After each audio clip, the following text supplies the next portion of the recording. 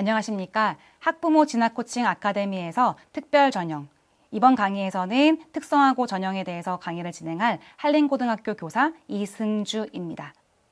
이번 강의는 특성화고 전형 강의의 두 번째 시간으로 특성화고 전형 방법의 수시와 정시, 제출 서류, 그리고 특성화고 특별 전형의 지원 가이드, 그리고 마지막으로 특별 전형을 마무리하는 강의를 진행하도록 하겠습니다.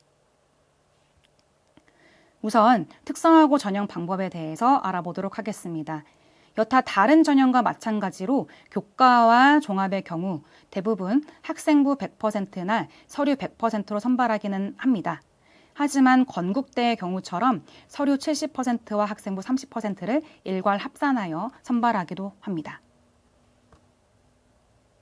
대부분 일괄 합산으로 뽑기 때문에 면접이 없는 경우가 많지만 서울권에서 서울대의 경우에는 단계별 전형으로 면접까지 포함하여 진행하고 있습니다.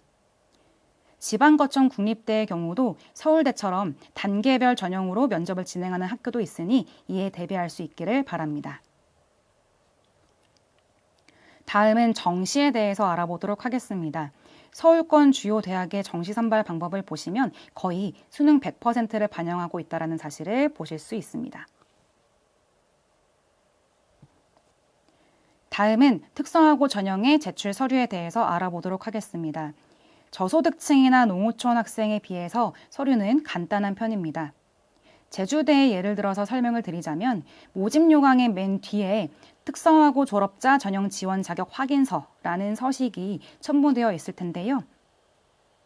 이것을 작성하여서 학교장 직인을 찍고 제출하시면 됩니다. 제주대학교 지원 자격 확인서를 보여드리겠습니다. 작성에서 가장 중요한 내용은 계열과 기준 학과명입니다. 그리고 아래 나와 있는 관련 전문교과 이수 내용을 적는 칸은 교육과정 기준학과에 일치하지 않는 경우 특성화고 전형 지원 자격 유형 2에 해당한 학생들만 작성하시면 되겠습니다. 마지막으로 학교장 직인까지 찍어서 제출하면 되고요. 반드시 증빙서류 발급 날짜에 주의하시기 바랍니다.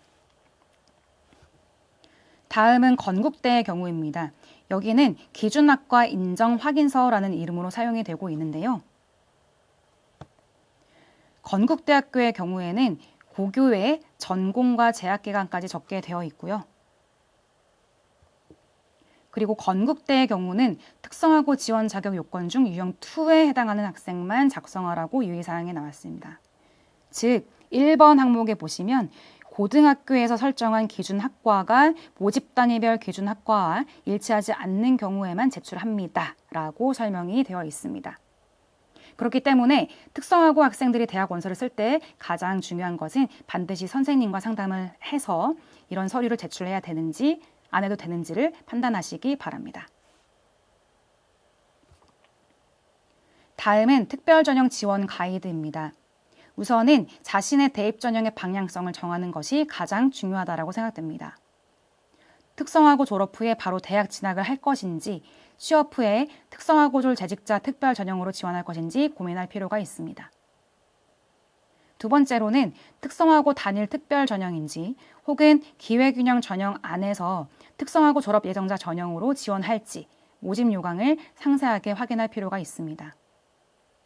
대부분의 학교에서 수능 최저가 없어졌기 때문에 내신 성적 향상과 학교 생활기록부 활동을 열심히 하는 것이 필요합니다. 수능 최저가 있는 학교도 있는데요. 2023학년도의 수원대 수시의 경우와 한양대 에리카 정시의 경우를 볼 수 있습니다. 수원대의 경우에는 4개 영역 중 1개 영역이 4등급 이내라고 기준이 제시되어 있습니다. 2024학년도 서강대 정시의 경우에는 3개 영역 각 3등급 수능 최저 기준이 적용되고 있습니다. 경쟁률은 타 기회균형 특별 전형에 비해 높게 형성되고 있습니다. 동일 계열의 제한성 때문에 기회균형 통합 전형, 일반 전형도 염두에 두고 진학 로드맵을 설정하시기 바랍니다. 가장 중요한 것은 뽑는 인원이 굉장히 적기 때문에 수시에서 일반 전형으로 지원해서 일반계고 학생들과 경쟁할 것이냐, 다른 특성화고 학생들끼리 겨루어 경쟁할 것이냐, 고민하는 분도 계실 텐데요. 지원자 경쟁 풀이 굉장히 좁기 때문에 좀 더 유리한 구조가 될 수 있는 전형이 바로 특성화 전형이기 때문에 이 지원을 적극 활용하시기 바랍니다. 다음에는 특별 전형에 대해서 마무리하는 시간을 가지도록 하겠습니다. 특별 전형을 준비하면서 서류 제출이 중요하다고 생각이 되어지는데요. 자격 요건이 된다면 이를 증명할 수 있는 서류가 반드시 준비되어야 합니다. 서류가 미비하면 합격이 취소될 수 있기 때문에 다음과 같은 사항을 유의하시기 바랍니다. 증빙 서류 발급 날짜는 일주일 전, 5일 전 등 학교마다 다르게 요구하고 있습니다. 그렇기 때문에 반드시 모집 요강을 확인하시기 바랍니다. 그리고 서류 제출 방법에 유의하시기 바랍니다. 보통은 등기 우편으로 제출하라고 명시가 되어져 있는데 방문 제출도 가능한 학교가 있습니다. 그리고 어떤 학교는 온라인으로 스캔 파일을 첨부하라는 학교도 있기 때문에 반드시 확인하시기 바랍니다. 세 번째는 서류 도착 날짜입니다. 인정하는 날짜가 소인분인지 도착분인지를 반드시 확인하시기 바랍니다. 네 번째는 서류 발급 시 본인 기준 발급인지 부모 기준 발급인지 반드시 확인하셔야 합니다. 이렇게 모든 서류가 다 구비되었는지 확인한 후에 봉투에 봉인하고 제출하시기 바랍니다.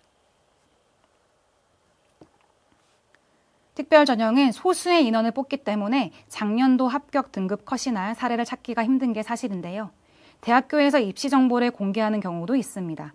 제주대의 경우에는 상세 메뉴를 클릭하면 전년도 입시 결과를 볼 수 있습니다. 한 명만 뽑는 과는 성적을 미공개하고 있고요. 2명 이상인 학과는 평균 50% 컷, 70% 컷을 제공하고 있습니다. 2명만 뽑는 학과는 평균과 50% 컷까지만 제공하고 있습니다. 다음은 경기대학교의 경우입니다. 경기대학교의 경우에도 전년도 입학 통계를 공개하고 있는데요. 경기대의 경우는 모든 학과의 합격자 최고 등급, 최저 등급, 그리고 평균과 표준 편차까지 제공하고 있습니다. 이번에는 특별 전형의 핵심 내용을 마무리 짓도록 하겠습니다.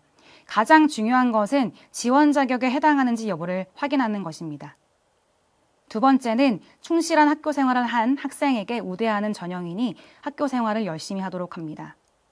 그리고 세 번째, 대학마다 자격 요건이 상이하기 때문에 모집 요강을 반드시 잘 확인하시기 바랍니다.